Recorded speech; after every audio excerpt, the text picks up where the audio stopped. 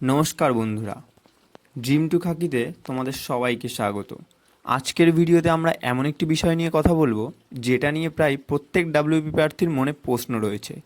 প্রশ্নটা হলো, কোর্টে বিভিন্ন মামলা চলাকালীন কি ওয়েস্ট বেঙ্গল পুলিশ কনস্টেবল 2024-এর রেজাল্ট প্রকাশ করা সম্ভব? ভিডিও শুরু করার আগে একটা কথা পরিষ্কার করে বলতে চাই, আমি কোনো অফিসিয়াল ব্যক্তি নই, আমিও তোমাদেরই মতো একজন প্রার্থী। তাই এখানে যা বলবো তা বর্তমান পরিস্থিতি, আদালতের নির্দেশ এবং যুক্তির ভিত্তিতে বিশ্লেষণ করব। কোনো গুজব বা ভুয়ো তথ্য ছড়ানো আমার উদ্দেশ্য নয়। এখন চলো মূল আলোচনায় আসি। অনেকেই ভাবছো কেস শেষ না হলে রেজাল্ট বের হবে না, আবার অনেকের মত কেস চললেও রেজাল্ট প্রকাশ করা যেতে পারে। আসলে বাস্তবতা একটু ভিন্ন।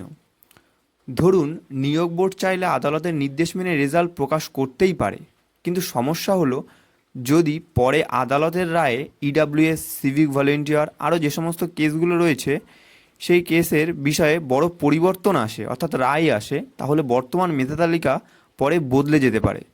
এর ফলে কাট অফও পরিবর্তন হতে পারে, নতুন প্রার্থীর নাম যুক্তও হতে পারে, আবার কারো নাম বাদও পড়তে পারে। তখন আগের ফলাফল আর কার্যকর থাকবে না। সেক্ষেত্রে আবার রিভাইজ রেজাল্ট প্রকাশ করার প্রয়োজন হতে পারে।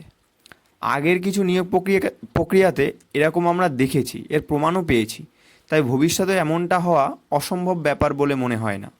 তাই পিআরবি চাইছে এরকম যেন আর না হয়।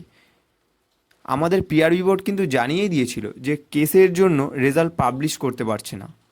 সত্যি বলতে এই মুহূর্তে নির্দিষ্ট কোনো তারিখ নিশ্চিতভাবে বলা সম্ভব নয়। আগে অনেকেই বিভিন্ন সম্ভাব্য সময়ের কথা বলেছিলে, এমনকি আমিও বলেছিলাম, কিন্তু মামলার বর্তমান পরিস্থিতি বদলে যাওয়ায় সেই অনুমান পরিবর্তন হয়েছে। আদালতের কার্যক্রম এবং নিয়োগ বোর্ডের সিদ্ধান্ত দুটির ওপরই বিষয়টি নির্ভর করছে যে কবে রেজাল্ট দেবে। আদৌ কি দেবে সেটা যদি পিআরবি মনে করে তাহলে দিতেই পারে। আবার যেহেতু পিআরবি বোর্ডের মাধ্যমে নোটিশ দিয়ে জানিয়ে দিয়েছে যে আমরা রেজাল্ট প্রকাশ করতে পারছি না কেসের জন্য, সেক্ষেত্রে আমার ব্যক্তিগত পরামর্শ, সোশ্যাল মিডিয়ায় ভাইরাল হওয়া যে কোনো পোস্ট দেখে কেউ উত্তেজিত হবেন না। সবসময় অফিসিয়াল নোটিশের ওপর ভরসা রাখুন। আর যদি কোনো বৈধ আন্দোলনী, ইমেল, ক্যাম্পেইন বা আইনসম্মত উদ্যোগ চলে তাহলে সেগুলো সম্পর্কে জানুন এবং সেখানে অংশগ্রহণ করুন। এই সময় প্রতিদিন গুজব খোঁজার বদলে নিজের প্রস্তুতিটা চালিয়ে যান। যাদের সামনে কলকাতা পুলিশের ফিজিক্যাল রয়েছে তারা নিয়মিত অনুশীলন করুন।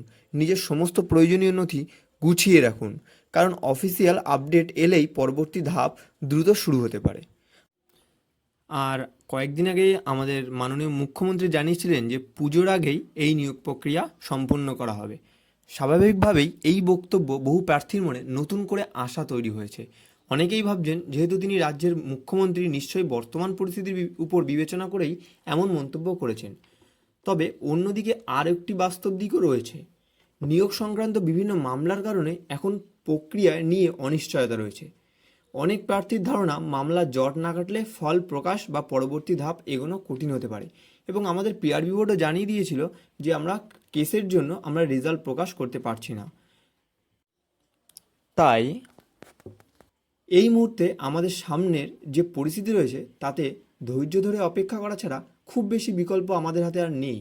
অফিসিয়ালভাবে নির্দিষ্ট কোনো আপডেট না আসা পর্যন্ত অনুমানের ওপর কোনো ভরসা না করাই ভালো। আরেকটি বিষয় নিয়ে অনেকেই প্রশ্ন করেছেন, আন্দোলন হবে কিনা। আমার মতে ভবিষ্যতে প্রশাসনের কাছ থেকে আইনসম্মত অনুমতি পাওয়া গেলেই শান্তিপূর্ণ গণতান্ত্রিক উপায়ে নিজেদের দাবি তুলে ধরা যেতে পারে। তবে অনুমতি ছাড়া কোনো কর্মসূচিতে অংশ নেওয়া উচিত নয়। বন্ধুরা, এই ভিডিওটি কোনো অফিসিয়াল ঘোষণা নয়, বরং বর্তমান পরিস্থিতির উপর একটি বিশ্লেষণ। তাই কোনো নতুন নোটিশ প্রকাশ হলে সেটিকে সর্বোচ্চ গুরুত্ব দিন। যদি এই ধরনের যুক্তিভিত্তিক বিশ্লেষণ আপনার ভালো লাগে তাহলে ভিডিওটি লাইক করুন এবং চ্যানেলটি সাবস্ক্রাইব করুন এবং অন্য ডাব্লিউবি প্রার্থীদের সঙ্গে শেয়ার করুন। সবাই ভালো থাকবেন। জয় হিন্দ।